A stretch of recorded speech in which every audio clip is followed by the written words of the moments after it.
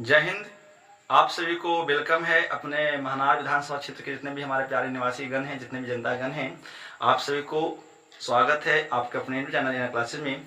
हम आज फिर यहाँ पर कुछ बातें जो करने आए हैं वो हमसे यहाँ पर बात करने आए हैं अपने महनार विधानसभा के क्षेत्र के बारे में। आपको पता है कि जैसा कि हमारा महनार विधानसभा क्षेत्र बहुत ज़्यादा चर्चित हो चुका है और उसका जो सबसे बड़ा देन है वो हमारे विपिन सर का देन है। ठीक है, यानी जितने भी महनार विधानसभा क्षेत्र से जितने भी कैंडिडेट खड़ा हैं अलग अलग पार्टी से, है ना, और हमारे विपिन सर जो निर्दलीय खड़ा है इस बार अपने महनार विधानसभा क्षेत्र से, उसमें से सबसे चर्चित कोई यदि रूप है तो वो हमारे विपिन सर हैं। क्योंकि होना भी चाहिए, क्योंकि विपिन सर जिस विधानसभा क्षेत्र से आते हैं उनका, है ना, सभा पंचायत पड़ता है और वह वहाँ वर्तमान मुखिया हैं। तो आपको तो पता ही उनके मुखिया के कार्यकाल, है ना, कार्यकाल कैसा रहा है और कैसा अभी भी है वर्तमान में। अभी तक के एक मुखिया होने के नाते एक केवल मुखिया हैं जो अपने पंचायत को इतना सुधार दिए। तो सोचिए कि यदि वो विधायक बन जाते हैं तो क्या क्या सुधार करेंगे। कुछ लोगों का ये कहना है कि चुनाव से तो पहले सब बड़का बड़का वादा करो है, चुनाव के बाद ना सब भी झूल जा है, कोई चेहरा दिखावे ना आव है, खाली सब केरो यहाँ कोई भोज रहा या केरो कोई फंक्शन रहा तब विधायक नेता दर्शन देवे आवा है। जितला के पहले यानी वोट से पहले तो सब विधायक सब पार्टी बड़का बड़का को दावा कर रहा है कि हम जीतब तय कर देव, हम जीतब तय कर देव, और ये सब कुछ फिर जितला के बाद ना सब जनता को मतलब ये भूल जाला। तो ये सब वहाँ की जनता का कहना है। ठीक है, बिल्कुल कहना भी सही है। आप देखिए ना, बिहार में ऐसा अधिकतर क्षेत्र है जहाँ पर ऐसा ही होता है। जब चुनाव की बारी आएगी ना तो सब आपके द्वारे पर आएगा, चाचा जी हमारा ध्यान देवे के रहता है, अभी हम ना खरा बानी, हमारा और बेटा बानी ना, हमारा और भाई बानी, हम जीता तो ये कर देव, हम जीता तो वो कर देव। और जब जीत जाता है तो वो दर्शन तक नहीं देने आता है कि हम जीते हैं, हम जीते इस पार्टी से, हम आपका जीता उम्मीदवार हैं, आपकी समस्या को हम उठाएंगे, आपकी समस्या को हम लेकर जाएंगे। बस वो अपना आराम से जिंदगी से सेटल करके आराम से अपना पटना में और कहाँ बस बिताता है। 4 साल आपको दर्शन देने तक नहीं आएगा, है ना। तो लेकिन विपिन सर की बात है तो विपिन सर अपने क्षेत्रीय नेता है, बिल्कुल अपने क्षेत्र के ही है वो, है ना। और पहली बात तो ये है कि वो किसी पार्टी से नहीं है ना, ये बहुत अच्छी बात है। कितना लोग कहते हैं कि कैंडिडेट तो बहुत बढ़िया है लेकिन कोई पार्टी से होती ना तब हमेरा वोट दे, बिना पार्टी से अवल तेरा वोट ना दे। बतावा हमारा बात एगो, विपिन सर के या कोई भी कैंडिडेट के पार्टी से क्या मतलब। अरे वोट जनता से ना चाहिए, यदि वोट जनता से चाहिए तो जनता के ना बीच में रही, जनता के ना बात सुनाओ, जो पार्टी की बात सुनाओ। जो पार्टी का जो नेता तोहर क्षेत्र से जे जब जीत के जाए ना तो अपन मन से कुछ न करे, तोहरे क्षेत्र ला वोट तोहरे पहले बानी हो और तोहरे वोट से वो बनल विधायक, लेकिन तोहर बात ना मान करके, तोहर बात का न सुन करके अपन पार्टी के बात मानी, जे पार्टी कही वही तो विधानसभा में काम होई। यदि अपने समाज से चाहो करी कि हमारे क्षेत्र में ये कमी बा, हम ये काम कर देव, तो कर एको बात पास ना होई।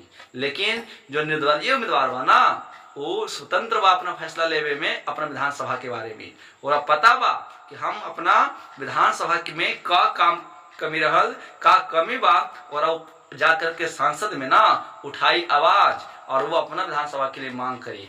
एक फायदा हुआ निर्दलीय होने के, है ना। इसीलिए विपिन सर टिकट नहीं लिए हैं ताकि उन पर कोई दबाव नहीं बनाएगा और वो अपने विधानसभा के लिए गरजेंगे, अपने विधानसभा के लिए मांग करेंगे, लड़ करके अपने यहाँ से हक लाएंगे।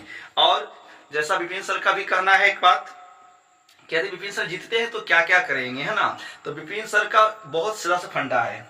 उनको पहले तो यदि जीतते हैं हमारे विपिन सर तो वो सबसे पहले जो हमारी मौलिक आवश्यकताएं हैं, है ना, जो हमारी मौलिक बोलिए या मूलभूत बोलिए, हमारी जो मूलभूत जरूरतें हैं, है ना, ते हैं, पहले तो उसको पूरा करेंगे। ठीक है ना।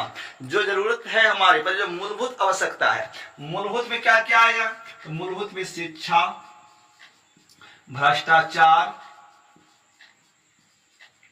है ना, सड़क, बिजली, पानी, है ना, स्वास्थ्य, ई सब बा कौन मूलभूत आवश्यकता। पहले एकरा में सुधार करे के बा हम सबके। यदि ई सब सुधार जाए ना अपन जगह पर सही फिट बैठी ना, तो हम वादा करतानी कि कोनो भी क्षेत्र की जनता रही तो 50% समस्या बिल्कुल ऐसे ही दूर हो जाएगा, है ना। लेकिन जानबूझ करके वो काम नहीं करेगा। यदि पहले ये सब चीज को सुधार दे कोई विधायक, कोई सांसद, तो जनता का 50% परेशानी दूर हो जाएगी। और विपिन सर का बिल्कुल यही कहना है कि हम सबसे पहले जीतने के बाद हम सबसे पहले अपनी जनता की मूलभूत जरूरतों को सुधारेंगे, है ना। आज शिक्षा में आप देख रहे हैं भ्रष्टाचार तो इतना हद तक भरा हुआ है कि अफसरशाही व्यवस्था हो चुका है। बताइए, आपको पता है कि पूरे अर्थव्यवस्था को 3 भागों में बांटा गया है। कौन कौन? प्राथमिक, द्वितीयक और तृतीयक। प्राथमिक में किसको रखा गया है? तो किसान को, जो कृषि से जुड़े हुए काम करते हैं, उनको प्राथमिक में रखा गया, मतलब उनको पहला, अर्थव्यवस्था में उनका पहला स्थान दिया गया है।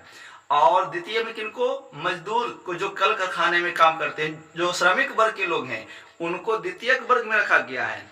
और जो सेवा करने वाले हैं, जो जॉब करने वाले हैं, है ना, उनको तृतीयक क्षेत्र में रखा गया है।